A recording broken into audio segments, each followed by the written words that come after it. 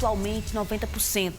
Poliana Sorrentino conversou com o presidente do Comitê de Combate à Covid-19 de João Pessoa, Fernando Chagas, sobre essa situação. É uma grande preocupação que está sendo ventilada principalmente nesta sexta-feira, porque 90% dos leitos do Hospital do Valentina, voltado para o público infantil, está ocupado. Não necessariamente, especificamente relacionado apenas à Covid, e sim quadros relacionados a doenças respiratórias em geral para crianças. Para falar sobre esse e outros assuntos, a gente convocou aqui o médico infectologista Fernando Chagas, ele que também é diretor do Hospital Clementino Fraga. Doutor Fernando, existe uma relação aí, principalmente nesse período chuvoso, de que algumas crianças podem estar com outros sintomas gripais e acabar sendo confundidos com a Covid justamente por conta da semelhança entre alguns sintomas? A gente tem observado desde o início do ano para cá um aumento do acometimento de crianças, até mesmo internações de crianças, mas esse aumento é preocupante em relação aos casos do ano passado, porque no ano passado não víamos isso com frequência. Mas não significa um aumento expressivo ao ponto de preocupar no sentido da população entrar em desespero. Não é bem assim. Por quê? Estamos num período, como você bem falou, onde os sintomas, as doenças respiratórias, elas aparecem mais devido às chuvas, maior concentração de pessoas fugindo das chuvas nos diferentes ambientes. Então é muito comum os mesmos sintomas, né, que acabam sendo confundidos: a coriza, a tosse, a febre, muitas vezes a dorzinha no corpo, a dorzinha de cabeça. Então esses sintomas todos confundem-se com o Covid, né, a garganta doendo, a garganta arranhando. É muito comum a criança procurar o pai da criança, os pais levarem a criança à urgência e, devido à pandemia, ser confundido inicialmente com o Covid. Na verdade, até preciso que inicialmente se tenha também esse olhar, mas isso não quer dizer que o aumento no atendimento e o aumento nas internações sejam necessariamente de crianças com Covid. A gente tem situações de crianças com Covid em situação bem delicada em Campina Grande, da mesma forma como acontece com os adultos. Crianças que têm comorbidades também podem ter o agravamento da doença. Isso faz com que a Covid haja de forma mais grave nessas crianças com comorbidades? Sim, crianças com Down, crianças com alguma comorbidade de alterações do coração, né, cardiológicas, pulmonares, elas têm sim um risco maior de ter a forma grave da Covid.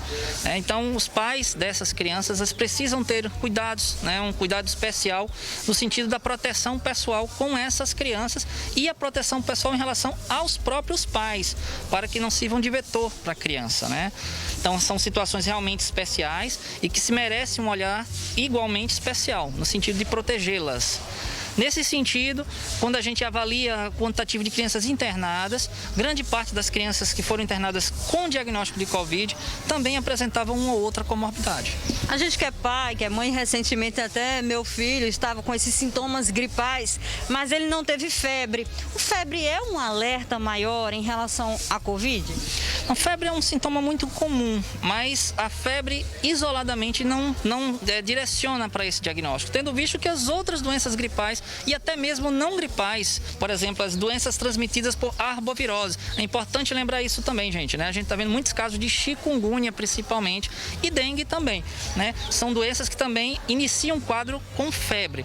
Lembrando que Covid pode se apresentar sem a febre. Então a gente tem que aprender a diferenciar isso. Por exemplo, a criança apareceu com um quadro febril. Ela tem sintoma gripal? Ela coriza, ela tosse, ela tem dorzinha de garganta? Não. A gente começa a pensar principalmente, inicialmente, em outras doenças que não pegam trato respiratório. Tem doença gripal? Lembrar, existe o rinovírus, que é o resfriado comum, existe a gripe e outras doenças que também cursam assim. Então, necessariamente febre não significa Covid, né? Então, e Covid pode, infelizmente, também iniciar sem febre. Qual o primeiro sinal de alerta que os pais precisam ficar atentos? Com quanto tempo dos primeiros sintomas devem procurar ajuda médica? principalmente cansaço em criança, né? A gente chama de batimento da asa do nariz, que é a pontinha do nariz, ele fica movimentando, a criança está tendo dificuldade, fazendo esforço respiratório. Você vê as musculaturas dele expandindo e voltando mais rapidamente, mais intensamente. Esses são sinais de alerta que deve-se ter de imediato levar à urgência, né? Claro, sintomas que incomodam bastante, uma dor de cabeça persistente, dor no corpo, você vê a criancinha mole, são sinais também que é preciso uma avaliação médica. Voltando agora para o público adulto, doutor Fernando, o senhor é diretor do Hospital Clementino Fraga, como eu já falei, a gente está na Paraíba com 76% dos leitos ocupados. Como é que está a situação do Clementino? Houve um aumento aí do número de casos? A gente teve um aumento absurdo entre fevereiro, março e abril, depois houve uma queda e há 4 semanas um novo aumento, né? E um aumento persistente. A gente tem visto sempre variando bastante entre 100 e 70, 80% de ocupação dos leitos de UTI, também de enfermaria. Mas preocupa essa persistência de novos casos no estado, também preocupa. Porém, claro, nos últimos dias deu uma diminuída.